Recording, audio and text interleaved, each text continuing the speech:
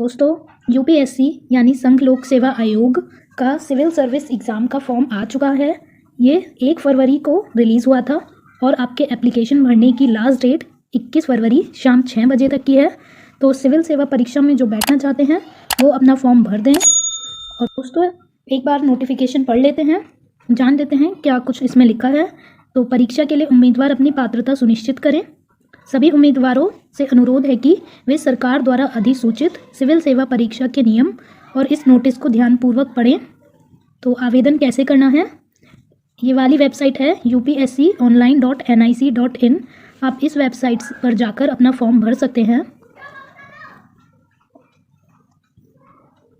आवेदन पत्र भरने की अंतिम तारीख जो कि 21 फरवरी शाम 6 बजे तक की है।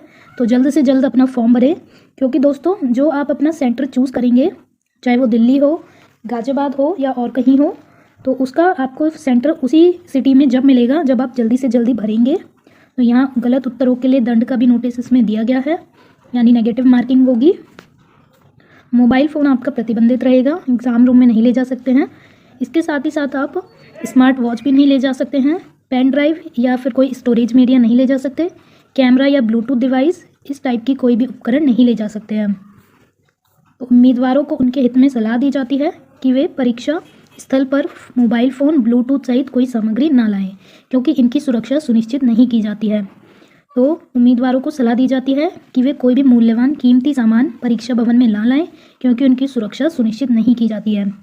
इसके संबंध में किसी नुकसान के लिए आयोग उत्तरदायी नहीं होगा।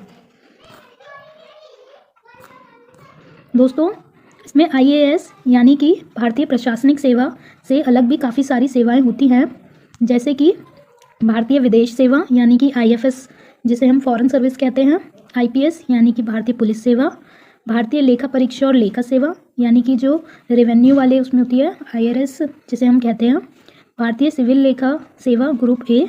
तो ग्रुप ए की काफ़ी सारी इसमें दी गई हैं और ग्रुप बी की होंगी। यहाँ तक आपकी ये ग्रुप ए की है, उसके बाद हमारा यहाँ से ग्रुप बी की है। आप इन सब के नाम पढ़ सकते हैं, मैं आपको इसका पीडीएफ टेलीग्राम चैनल पे दे दूँगी। तो परीक्षा के माध्यम से जो रिक्तियाँ होनी हैं वो 1105 है। इस बार काफ़ी सीट आई हैं, पहले तो केवल 800 के आसपास ही थी, तो इस बार काफ़ी अच्छा सुनहरा मौका है आपके पास, 1105 सीट आई हैं। दोस्तों, अपनी तैयारी अच्छे से करते रहिएगा। तो देखिए दोस्तों, यहाँ लिखा है केंद्रों का आवंटन पहले आवंटन के आधार पर किया जाएगा, यानी कि जितनी जल्दी आप फॉर्म भर देंगे आपको उसमें वही सेंटर दिया जाएगा। तो आप जल्दी अपना फॉर्म भर दीजिए और अपने हिसाब से सेंटर इसमें चूज़ कर लीजिए। तो यहाँ पे परीक्षा की योजना दी गई है। सिविल सेवा परीक्षा की 2 अवस्थाएं होंगी। प्रधान परीक्षा के लिए उम्मीदवारों के चयन हेतु यानी मेंस पेपर के लिए सिविल सेवा प्रीलिम्स का एग्ज़ाम होगा जो कि एमसीक्यू में होता है, और उसके बाद मेंस पेपर होगा, फिर साक्षात्कार यानी इंटरव्यू होगा। तो अभी केवल सिविल सेवा प्रारंभिक परीक्षा यानी प्रीलिम्स के लिए आवेदन पत्र आमंत्रित किए गए हैं। और दोस्तों, जो प्रीलिम्स में पास हो जाते हैं फिर उन्हें डेफ भी भरना होता है, यानी कि डिटेल्ड एप्लीकेशन फॉर्म जिसे कहते हैं। तो साक्षात्कार से पहले ये भरना होता है। पात्रता की कुछ शर्तें दी गई हैं इसमें। राष्ट्रीयता, आप भारतीय होने चाहिए। तो भारतीय प्रशासनिक सेवा यानी आईएएस, आईएफएस और आईपीएस के लिए भारत का नागरिक होना अनिवार्य है। और जो अन्य सेवाएं हैं उसके लिए या तो वो भारत का हो सकता है या नेपाल का या फिर भूटान का। और ऐसे तिब्बती शरणार्थी जो भारत में स्थायी रूप से रहने के इरादे से 1 जनवरी 1962 से पहले भारत आए हों वो भी भर सकते हैं। इसके अलावा कोई भारतीय मूल का व्यक्ति जो भारत में स्थायी रहने के इरादे से पाकिस्तान, बर्मा, श्रीलंका, पूर्वी अफ्रीकी देश, केनिया, युगांडा, संयुक्त गणराज्य तंजानिया, जाम्बिया, मालावी, जायरे, इथियोपिया तथा वियतनाम से प्रव्रजन करके आया हो। तो वो जो आईपीएस, आईएएस, आईएफएस हैं उनके अलावा बाकी के इन कंट्रीज़ से जो भारत आए हुए हों वो भी भर सकते हैं। तो आयु जान लेते हैं। दोस्तों, जो अभी ग्रेजुएशन में हैं उसके 3rd ईयर में हैं और वो इस बार पास कर जाते हैं अपनी ग्रेजुएशन, तो वो भर सकते हैं, बशर्ते कि वो 1 अगस्त 2023 तक 21 वर्ष के हो जाने चाहिए। तो अगर आप 20 साल के अभी हैं तो फ़िलहाल फॉर्म भरकर एग्ज़ाम दे सकते हैं। लेकिन अगर आप 1 अगस्त 2023 के बाद 21 के होंगे तो फिर आप नहीं भर सकते, लेकिन 32 वर्ष से कम के होने चाहिए। तो अभी भी जो एज लिमिट है वो 32 ही रखी गई है। ऐसा बहुत ज़्यादा आ रहा था बीच में कि अटैम्प्ट जो एज है वो 28 वर्ष कर दी जाएगी, पर अभी भी ऐसा कुछ नहीं किया गया है, तो आप आराम से फॉर्म भर सकते हैं। दोस्तों यहाँ पे दिया गया है कि आपका जन्म अगर 2 अगस्त 1991 से पहले का नहीं होना चाहिए और 1 अगस्त 2002 के बाद का नहीं होना चाहिए, यानी जो इसके बीच के कैंडिडेट्स हैं वो ही फॉर्म भर सकते हैं। तो ऊपर बताई हुई जो आयु की सीमा है उसमें कुछ छूट दी जाएगी। यदि उम्मीदवार किसी अनुसूचित जाति या अनुसूचित जनजाति यानी SC या ST का है तो वो 37 की एज तक भर सकता है, क्योंकि उसे अधिक से अधिक 5 वर्ष की छूट दी गई है। और अन्य पिछड़ी श्रेणियां यानी OBC तो उसके मामले में अधिकतम 3 वर्ष की छूट दी गई है। तो जो 35 वर्ष की उम्र के हैं वो भर सकते हैं, 35 तक की एज तक भर सकते हैं।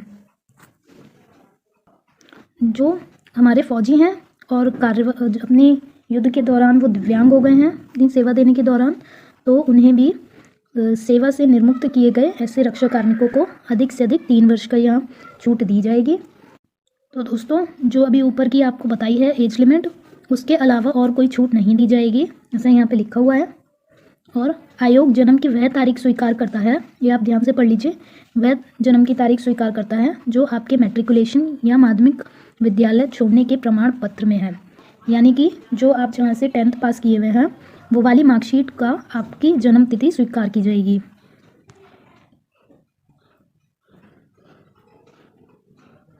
यहाँ पे लिखा गया है साफ साफ कि उम्मीदवार को ध्यान में रखना चाहिए कि आयोग जन्म की तारीख उसी को स्वीकार करेगा जो आवेदन पत्र प्रस्तुत करने की तारीख मैट्रिकुलेशन, उच्चतर माध्यमिक परीक्षा या समकक्ष परीक्षा के प्रमाण पत्रों में है।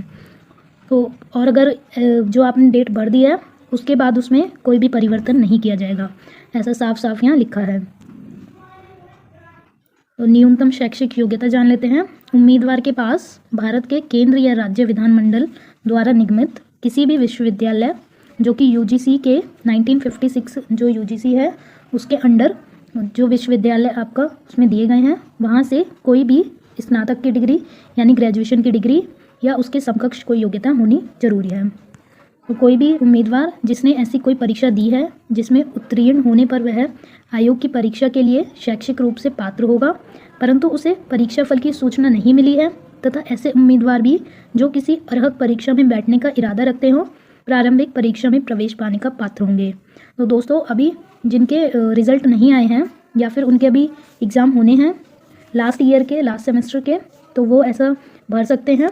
यहाँ पे साफ लिखा हुआ है कि जो उत्तीर्ण होने पर आयोग की परीक्षा के लिए पात्र होंगे परंतु परीक्षा फल की सूचना नहीं मिली है, यानी कि उनका रिजल्ट नहीं आया है, तथा ऐसे उम्मीदवार भी जो किसी परीक्षा में बैठने का इरादा रखते हैं, यानी कि आपका ग्रेजुएशन का लास्ट सेमेस्टर का एग्ज़ाम है, तो आप भी अभी भर सकते हैं फॉर्म।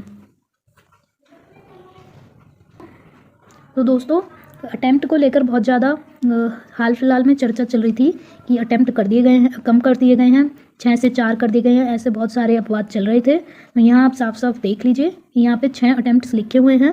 इस परीक्षा में बैठने वाले प्रत्येक उम्मीदवार को जो पात्र हो सिविल सेवा परीक्षा में बैठने के लिए 6 अवसरों की अनुमति दी जाती है। और जो अनुसूचित जाति, अनुसूचित जनजाति, अन्य पिछड़ा वर्ग यानी OBC या PWD जो दिव्यांग हैं उनके लिए लिखा गया है कि उन्हें परीक्षा में बैठने के अवसरों की संख्या में छूट प्राप्त होगी। ऐसे उम्मीदवारों के लिए उपलब्ध अवसरों की संख्या छूट देते हुए निम्न अनुसार होगी। तो यहाँ पे सीमा दी गई है कि अनुसूचित जाति यानी SC और ST इनके लिए कोई भी अटेम्प्ट की लिमिट नहीं है, और जो अन्य पिछड़ा वर्ग यानी OBC है उसके लिए 9 अटेम्प्ट्स दिए गए हैं, और PWD के लिए भी 9 अटेम्प्ट्स दिए गए हैं।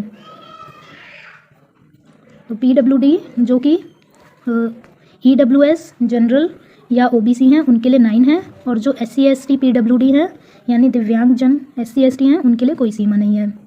तो परीक्षा में अवसरों का लाभ उठाने वाले उम्मीदवारों की श्रेणियां ये जो कि सामान्य यानी general, EWS, SC ST OBC या PWD हैं, उन्हें यहाँ पे सबकी अलग अलग अटेम्प्ट्स के बारे में दिया गया है।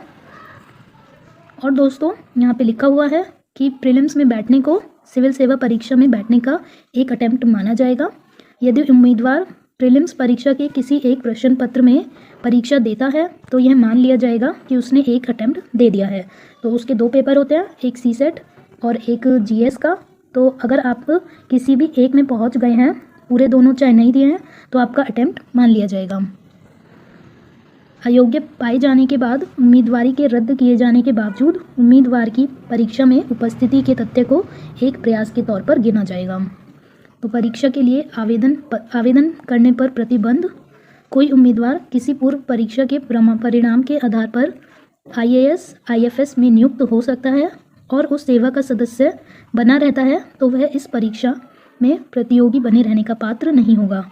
तो अगर किसी ने आईएएस पहले पास कर लिया है और आईएफएस यानी फॉरेन सर्विस वो ज्वाइन कर चुका है तो दोबारा ये एग्ज़ाम नहीं दे सकता है। लेकिन अगर किसी ने आईपीएस ज्वाइन किया है तो वो दोबारा से एग्ज़ाम में बैठ सकते हैं इन दोनों सेवाओं में जाने के लिए।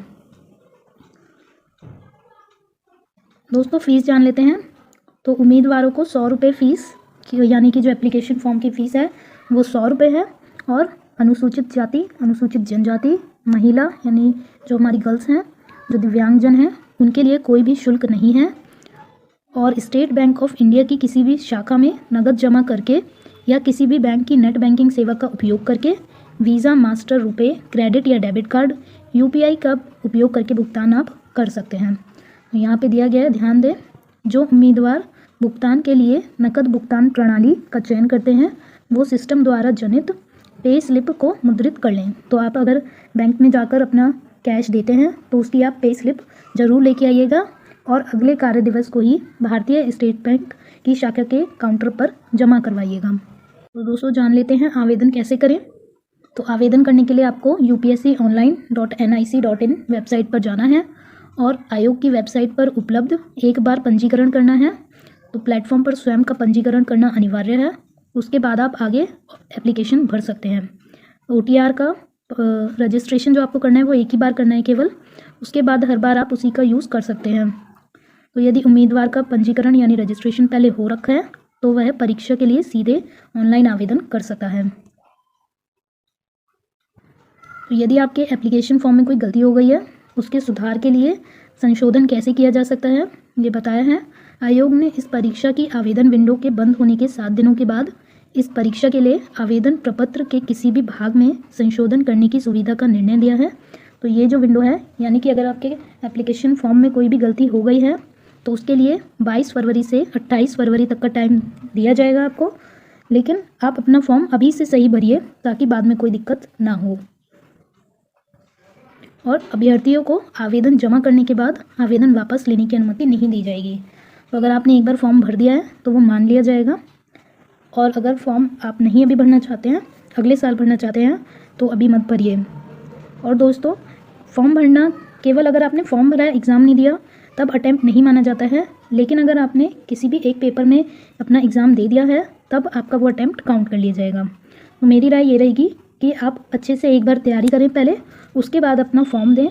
केवल देखने के लिए कि एग्ज़ाम कैसे आता है उसके लिए फॉर्म ना दें, क्योंकि आपका एक अटैम्प्ट फिर ख़राब जाता है। तो दोस्तों आपको प्रीलिम्स का फॉर्म भरते हुए जो सिविल सेवा प्रारंभिक परीक्षा 2022 में शामिल होने वाले उम्मीदवार थे उनको निम्नलिखित प्रकार की सूचना का उल्लेख ऑनलाइन आवेदन पत्र भरते समय ही करना होगा। वो क्या है? सिविल सेवा प्रधान परीक्षा और भारतीय वन सेवा प्रधान परीक्षा के केंद्रों का विवरण, दोनों परीक्षाओं के लिए वैकल्पिक चयन। दोस्तों यहाँ एक बात ध्यान देने की है, यदि किसी के द्वारा जो फॉर्म भरा गया है उसके अनुसार कोई गलत सूचना अगर भर दी गई है तो कड़ी कार्रवाई उसके खिलाफ की जा सकती है। जैसे अगर किसी ने जाली प्रमाण पत्र लगा दिया है, जैसे कई बार SC ST का या PWD का लगाने की लोग कोशिश करते हैं, तो कोई भी ऐसा ना करें। आवेदन फॉर्म में वास्तविक फ़ोटो हस्ताक्षर के स्थान पर असंगत फ़ोटो अपलोड ना करें। गैरकानूनी रूप से कोई परितोषण पेशकश ना करें। तो आप बिल्कुल सही से इन्फॉर्मेशन दीजिएगा। यहाँ पे यही सब लिखा हुआ है कि कुछ भी गलत इन्फॉर्मेशन ना दें। तो पात्र उम्मीदवारों को परीक्षा प्रारंभ होने के 3 सप्ताह पूर्व प्रवेश प्रमाण पत्र यानी कि जो आपका एडमिट कार्ड है वो परीक्षा प्रारंभ होने के 3 सप्ताह पहले आएगा। और जो आपका एडमिट कार्ड आएगा वो आपकी आयोग की वेबसाइट www.gov.in पर उपलब्ध होगा। वहाँ से आप अपना एडमिट कार्ड डाउनलोड कर सकते हैं। डाक द्वारा कोई भी एडमिट कार्ड नहीं भेजा जाएगा, ऐसा इसमें लिखा गया है।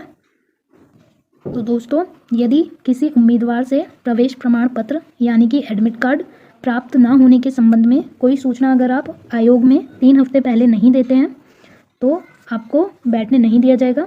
इसलिए अपना 3 हफ्ते पहले से अपना एडमिट कार्ड डाउनलोड कर लें, और अगर नहीं आपका एडमिट कार्ड आ रहा है तो तुरंत आयोग को सूचना दें, क्योंकि इसमें लिखा है यदि किसी उम्मीदवार का एडमिट कार्ड नहीं आया, उसके संबंध में कोई सूचना आयोग कार्यालय में परीक्षा प्रारंभ होने से कम 3 सप्ताह पूर्व तक प्राप्त नहीं होती है तो प्रवेश प्रमाण पत्र उसके लिए वह खुद जिम्मेदार होगा। तो दोस्तों, यहाँ पे आरक्षण का लाभ लेने के लिए बताया गया है। किसी भी उम्मीदवारों को समुदाय संबंधी आरक्षण का लाभ उसी जाति को केंद्र सरकार द्वारा जारी आरक्षित समुदाय सूची में शामिल होने पर ही किया जाएगा। तो जो केंद्र सरकार द्वारा सूची दी गई है उसमें आपकी जाति का नाम होना चाहिए, और जो ओबीसी के लोग हैं उनके लिए आय के आधार पर यानी कि इनकम के आधार पर उनका नॉन क्रीमी लेयर का प्रमाण पत्र प्रस्तुत करना होगा। यहाँ साफ ओबीसी के लिए ये चीज़ दी गई है। तो आपकी जो प्रमाण पत्र है ये वो 1 अप्रैल 2022 को या उसके पश्चात, परंतु सिविल सेवा प्रारंभिक परीक्षा आवेदन की अंतिम तिथि के बाद जारी नहीं होना चाहिए। तो आपका ये जो नॉन क्रीमी लेयर वाला सर्टिफिकेट है ये आप 1 अप्रैल 2022 से और 21 फरवरी 2023 तक के बीच में बनवा लीजिए, ताकि आपको बाद में दिक्कत ना हो। इसी प्रकार सिविल सेवा परीक्षा 2023 का कोई उम्मीदवार जो EWS यानी आर्थिक रूप से कमजोर वर्ग के आरक्षण का लाभ का पात्र तभी माना जाएगा यदि वह केंद्र सरकार द्वारा जारी शर्तों को पूरा कर रहा हो और उसके पास वित्त वर्ष 2021-22 हेतु अपेक्षित आय के आधार पर आय व संपत्ति प्रमाण पत्र मौजूद हो। तो यह भी 1 अप्रैल 2022 को और 21 फरवरी 2023 के बीच में आपका ये जारी होना चाहिए। तो यहाँ परीक्षा की योजना दी गई है। सिविल सेवा प्रधान परीक्षा के लिए उम्मीदवारों के चयन हेतु प्रारंभिक परीक्षा जो कि MCQ की है, और विभिन्न सेवाओं पदों पर भर्ती हेतु उम्मीदवारों का चयन करने के लिए सिविल सेवा प्रधान परीक्षा, उसके बाद लिखित तथा साक्षात्कार होगा। यहाँ ऋणात्मक अंकन यानी नेगेटिव मार्किंग के बारे में बताया गया है। तो प्रत्येक प्रश्न के उत्तर के 4 विकल्प होंगे। प्रत्येक प्रश्न के लिए दिए गए गलत उत्तर के लिए 1/3 यानी कि 0.33 आपके अंक काट लिया जाएगा। यदि उम्मीदवार 1 से अधिक उत्तर देता है तो भी उसे गलत उत्तर माना जाएगा, चाहे उसमें कोई भी एक ठीक हो तभी वो गलत ही माना जाएगा, और उसके लिए वही दंड होगा जो ऊपर बताया गया है, यानी कि 0.33 मार्क्स आपके कट जाएंगे। यदि प्रश्न को खाली छोड़ दिया गया है यानी कोई उत्तर नहीं दिया गया है तो उसके लिए कोई भी नेगेटिव मार्किंग नहीं होगी। तो सिविल सेवा प्रधान परीक्षा में लिखित परीक्षा तथा साक्षात्कार यानी इंटरव्यू होता है। तो इस प्रकार उम्मीदवारों द्वारा सिविल सेवा प्रधान परीक्षा और इंटरव्यू में प्राप्त अंकों के आधार पर रैंक का निर्धारण होता है और फिर विभिन्न सेवाओं का आवंटन किया जाता है। यहाँ प्रीलिम्स के बारे में बता रखा है। इसमें 2 प्रश्न पत्र होते हैं। प्रत्येक प्रश्न पत्र 200 अंकों का होगा। दोनों ही प्रश्न पत्र आपके बहुविकल्पीय प्रकार के होंगे। सिविल सेवा प्रारंभिक परीक्षा का पेपर 2 अर्हक होगा, यानी कि जो CSET वाला पेपर होता है उसमें 33% आपको लाने होते हैं। वो हिंदी और इंग्लिश दोनों में दिया जाता है। प्रत्येक प्रश्न पत्र 2 घंटे का होगा। तथापि दृष्टिहीन और चलने में असमर्थ तो जो PWD वाले हैं उनके लिए 20 मिनट अधिक दिया जाएगा। दोनों में प्रति घंटा 20 मिनट का प्रतिकर समय दिया जाएगा। तो जो PWD वाले कैंडिडेट्स हैं उन्हें मेंस और प्रीलिम्स दोनों में ही 1 घंटे के ऊपर 20 मिनट अधिक दिया जाएगा। तो अगर 2 घंटे का पेपर है तो आपको 2 घंटे और 40 मिनट दिए जाएंगे। तो लिखित परीक्षा में प्रश्न पत्र का यानी कि आपको 8वीं अनुसूची में सम्मिलित जो भाषाएं हैं उनमें से कोई एक भारतीय भाषा चुननी होगी, और ये आपका एलिजिबिलिटी वाले पेपर होते हैं। तो इनके मार्क्स ऐड नहीं होते हैं, ये केवल क्वालिफाइंग पेपर होते हैं। एक इंग्लिश का होता है, ये भी क्वालिफाइंग होता है इंग्लिश वाला भी। इसके बाद जिनके मार्क्स ऐड होते हैं उनमें ऐसे है। पेपर 1 है जो कि हिस्ट्री, ज्योग्राफी और सोसाइटी से रिलेटेड है। पेपर 2 है जो कि पॉलिटी से रिलेटेड है। पेपर 3 है जिसमें science and tech, economy, environment और आपका इंटरनल सिक्योरिटी आ जाता है। उसके बाद एथिक्स का पेपर होता है। पेपर 4, ये सारे पेपर 250 मार्क्स के होते हैं। और वैकल्पिक यानी ऑप्शनल पेपर जो होता है ये भी 250-250 का होता है। तो आपको एक ही ऑप्शनल सेलेक्ट करना होता है, और एक ऑप्शनल जैसे आपने अगर पॉलिटिकल साइंस लिया तो पॉलिटिकल साइंस से रिलेटेड 2 पेपर होंगे और वो भी 250-250 मार्क्स के होंगे। इस आधार पे आपके 1750 का रिटर्न होता है। उसके बाद 275 मार्क्स का पर्सनैलिटी टेस्ट यानी व्यक्तित्व परीक्षण होता है। तो 2025 मार्क्स का आपका टोटल बैठता है।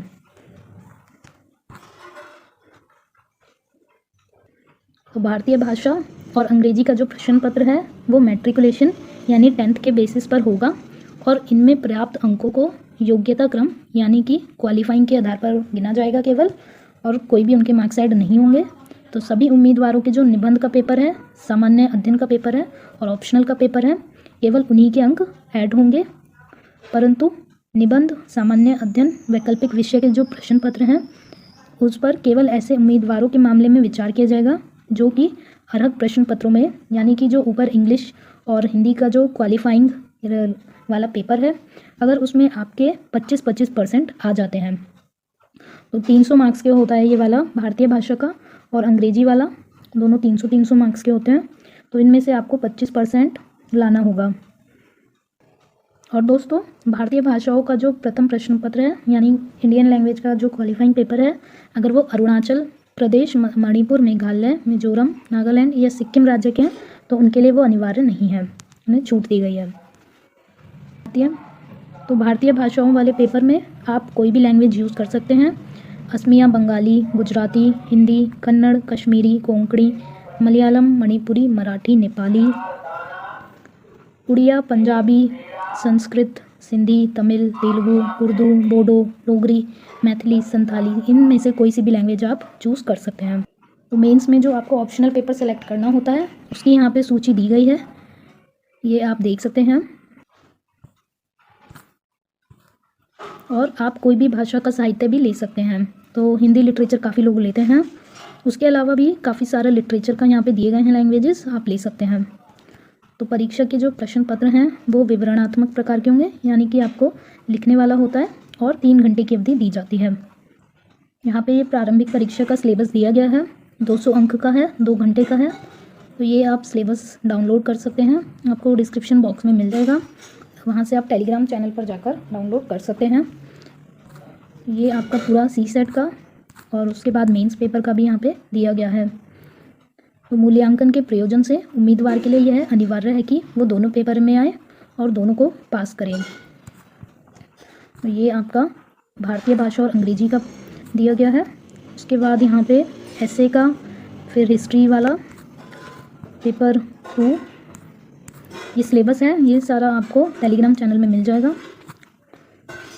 ये आप देख सकते हैं सिलेबस, एथिक्स का आ गया। उसके बाद ऑप्शनल का, तो ऑप्शनल की लिस्ट यहाँ दी गई है। ऑप्शनल का पेपर 1 जो कृषि का है, उसके बाद ऑप्शनल का कृषि का ही प्रश्न पत्र 2। तो ऑनलाइन आवेदन भरने के लिए उम्मीदवारों को कुछ निर्देश दिए गए हैं, ये जान लेते हैं। उम्मीदवार को वेबसाइट www.upsconline.nic.in का उपयोग करना होगा, और ऑनलाइन आवेदन पत्र की प्रणाली की मुख्य विशेषताएं यहाँ दी गई हैं। उम्मीदवारों को ड्रॉप डाउन मेन्यू के माध्यम से साइट पे जाकर भाग 1 और भाग 2 में ऑनलाइन आवेदन पत्र को पूरा भरना होगा। 100 रुपये इसकी फ़ीस है। उम्मीदवार को अपना फ़ोटोग्राफ और हस्ताक्षर JPG फॉर्मेट यानी कि इमेज में देना होगा, और आप अपना पहचान पत्र के लिए Aadhaar card, voter card, PAN card, passport, driving licence या फिर राज्य या केंद्र सरकार द्वारा जारी किसी अन्य फ़ोटो पहचान पत्र का उपयोग कर सकते हैं। तो इस फ़ोटो पहचान पत्र का विवरण उम्मीदवार द्वारा अपना ऑनलाइन आवेदन फॉर्म भरते समय उपलब्ध कराना होगा।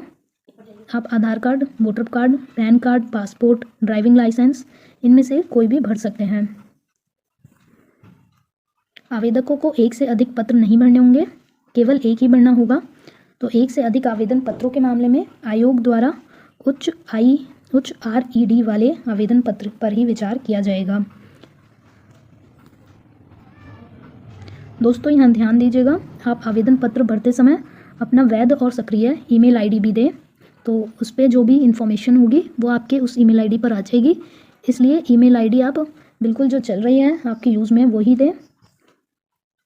और यहाँ पे दिया गया है कि ईमेल पते उनके इनबॉक्स फोल्डर में आपको भेजेगा जो भी जानकारी होगी, या फिर स्पैम फोल्डर जो होता है उसमें भी आपकी आ सकता है मेल, तो उन्हें आप देखते रहिएगा।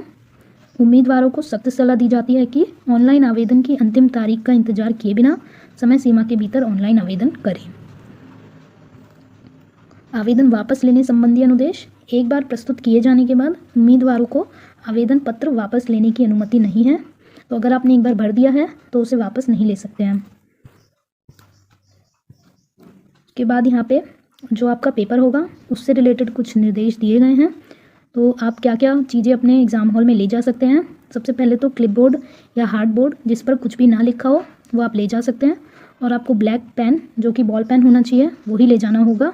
ना ही आपको वहाँ पेंसिल यूज़ करनी है, ना ही कोई स्केल वगैरह कुछ भी यूज़ करना है, ना जेल पेन यूज़ करना है, केवल और केवल ब्लैक बॉल पेन ही यूज़ करना होगा। ये आप ध्यान रखिएगा। आप जेल पेन यूज़ करेंगे तो वो आपका स्वीकार नहीं करेगा, क्योंकि दोस्तों OMR शीट होती है तो उसमें वही चलता है। तो क्या क्या आप चीज़ नहीं ले जा सकते हैं ये देख लीजिए। इसमें पुस्तकें, नोट्स, खुले कागज़, किसी प्रकार के कैलकुलेटर, मानचित्रों के स्टेंसिल, रूल आदि आप कुछ भी नहीं ले जा सकते हैं। इसके अलावा मोबाइल फ़ोन, पेजर, ब्लूटूथ या फिर कोई संचार यंत्र नहीं ले जा सकते। तो उम्मीदवारों को सलाह दी जाती है कि मोबाइल फ़ोन, पेजर, ब्लूटूथ सहित कोई भी वर्जित वस्तु परीक्षा परिसर में ना लाएं, क्योंकि इनकी अभिरक्षा के लिए व्यवस्था की गारंटी नहीं ली जाती है। तो आप जो भी ये चीज़ें लेके जाएंगे उसके लिए आपको उनकी सुरक्षा खुद ही सुनिश्चित करनी होगी, आयोग जिम्मेदार नहीं होगा। गलत उत्तरों के लिए दंड। वस्तुनिष्ठ प्रश्न पत्रों में उम्मीदवार द्वारा दिए गए गलत उत्तरों के लिए 1/3 नेगेटिव मार्किंग होगी, और यदि कोई प्रश्न पत्र का हल नहीं करता है, यानी कि अगर आपने किसी का क्वेश्चन का आंसर नहीं दिया है तो उसकी कोई नेगेटिव मार्किंग नहीं है। तो अनुचित तरीकों की सख्त मनाही है। आप नकल करेंगे या करवाएंगे तो उसका आपको दंड मिलेगा। परीक्षा भवन में आचरण, कोई दुर्व्यवहार न करें। उत्तर पत्रक विवरण, तो अपना केंद्र, विषय, परीक्षण पुस्तिका काफ़ी बिल्कुल सही भरिएगा, जो भी आपको उसमें दिया जाएगा। OMR शीट मैं दिखा देती हूँ, इसमें OMR शीट दी गई है। ये देखिए, यहाँ पे आपको अपना सब्जेक्ट कोड लिखना होगा, रोल नंबर लिखना होगा। उसके बाद यहाँ पे आपको जो भी आपका रोल नंबर है वो फिल करना होगा कि आप केंद्र का नाम अंग्रेजी या हिंदी में काले बॉल पेन से ही लिखें। तो इसलिए जेल पेन का यूज़ ना करें, काले बॉल पेन का ही करें। इसमें दिया गया था। देखिए दोस्तों, जैसे आपका ये बुकलेट सीरीज़ है तो वो भी आपको डालनी होगी। ABCD कोई भी आपकी सीरीज़ होगी बुकलेट, तो उसे भी आप भरिएगा। दोस्तों जल्दी ये आप अपना फॉर्म भर लीजिए ताकि आपको जल्दी सेंटर जो भी आपका आसपास का है वो मिल जाए।